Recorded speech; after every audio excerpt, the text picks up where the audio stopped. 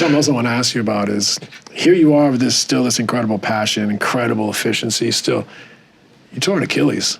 Like later in your career. Oh yeah, I forgot about that. And forgot about it. Like that's crazy. In your 30s, you tore an Achilles, recovered, still incredible player. We right now, Dame and JT are going through that. Two great players. You know, obviously Dame's in his 30s, JT's in his 20s. Like maybe talk a little bit like. Talk to camera, JT. No, but, you know what I mean? Talk a little bit about like what that took and what these guys have in front of them. Because 25 years ago, maybe 15, 25 years ago, I don't know that you could. I mean, even when I had it, I felt like, damn, that's this is it. Because it was always like for us, I mentioned like for basketball players, that injury is the worst thing you know, for football players, a concussion you don't want to get. Like, oh man, a concussion. Like, you know, if you get too many of those, it's over. You know, they're trying to keep you out. And for us, like, you know, and Achilles is like something man. It was a grind, and of course, you know, JT and Dame, you know, hit me up. I feel like I'm the Achilles guy. Yeah, like everybody hit me up when they had their Achilles, and the best. Yeah, I mean, a lot of guys. I feel like a lot of guys have bounced back and became themselves again. Mine's just the most, you know, popular, but I feel like a lot of guys have bounced back that I took inspiration from when I was going through my journey. But those guys are cut from a cloth that, you know. How they got here. Yeah, it's rare. They're rare individuals anyway. So this is just a little stoppage in their journey that they just gonna have to sit down and lock in on, and it's easy. I think it'll be easy for them to lock in on once they truly grasp that, like, I'm gonna be out for a year. And I think that takes a few weeks for you to truly understand. It's just probably their first time in their whole lives. They got to sit down and not play sport. They can't. You physically can't play. That's probably the first time that they had to go through that. And that's just you can either elevate or drown, in my opinion. And I think both of those dudes have shown you time and time again that they're going to continue to elevate as individuals and as players. But it's a grind, man. It's a grind. Like, you see me every day. You see me. It was grumpy even when day. you're back. Yeah. The amount of work you have to do to make sure it does it today. I have to rehab when I'm playing. You know? I'm still doing some of the stuff that I was doing in that rehab. So it's going to be your game and your body is going to for sure change. I'm telling people with Dame, he shoot a lot of those deep threes. When you tear your Achilles, your calf muscle goes to nothing. You sit around for 3 months and you can't move your calf. Is because if you look at mine now, I wish I could show people. My right is smaller than my left. But that's just from not using it for those 4 or 5 months. It's completely shut down. It completely shut down. So that's most of the work. Right. Is getting that calf back to that. You got to get it bigger and stronger. You know what I'm saying? So I think that's going to be the adjustment for them. And those deep threes that both of those guys shoot, they shoot a lot of tough step back threes. I think and I was shooting those before.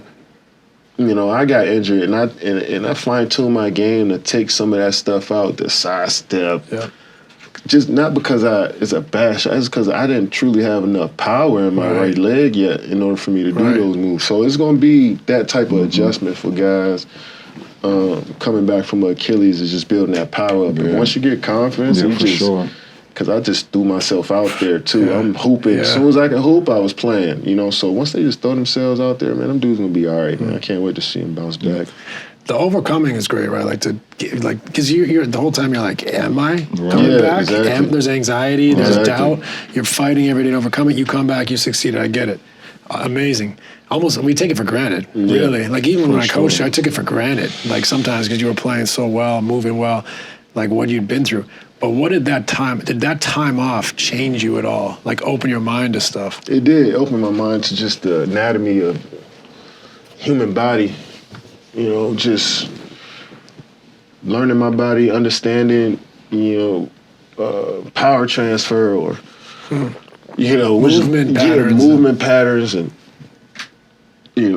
different ways to work on muscles in the weight room that allow me to be at my best. What exercises is tailored to my game specifically. I started learning more about that stuff, which, made my workout regimen just even more detailed and routine. Right. And, so before that, I was, in the weight room a lot and working on my body, but it was no real intention or purpose when I went in there. Now it's just like I know exactly what super specific. Yeah, way more specific on what I'm doing in the weight room, and I think that's the reason, majority of the reason why I was able to bounce back the way I did. We've spent a lot of time together. Pre-Golden State, Brooklyn. Like, you have an obsessive work ethic around your routine and, like, staying sharp and trying to get better. The seeds of that was built then? Like, that wasn't something that, like, you know. You should have saw him this past summer. Oh, no. Last summer. When you couldn't work out yet because his calf wasn't right. Oh, he was sitting on the sidelines. Shooting in a chair. Literally wanted to cry, my God. bro. He was so upset. Like, he couldn't, like, the first couple of weeks, he couldn't do nothing besides, like, get up and just, like, as soon as we got in the gym, we had picture day.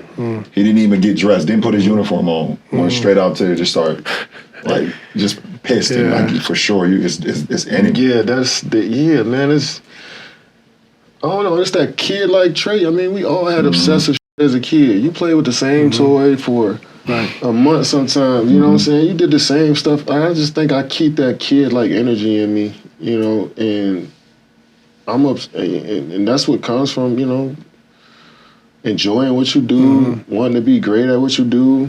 Us three, we understand what that's like, being in the league for so long, being at that level, having that standard that you hold yourself to. You gotta be obsessed. I'm sorry. I mean, I know it's something that it's traits that you gotta acquire as a human being in order for you to maintain what you got. Right. And obsession is one of them. And we look at that, we frown upon that as human beings about stuff. But if you really truly want to be great at basketball, I'm telling you now, somebody who's done it, I don't want to speak for y'all, but I kind of can understand y'all, but you have to be obsessed with wanting to get better every day. And it's like, if you don't think that way, if you don't act that way, then just that simple, you're not going to be great at it. And so I understood that early.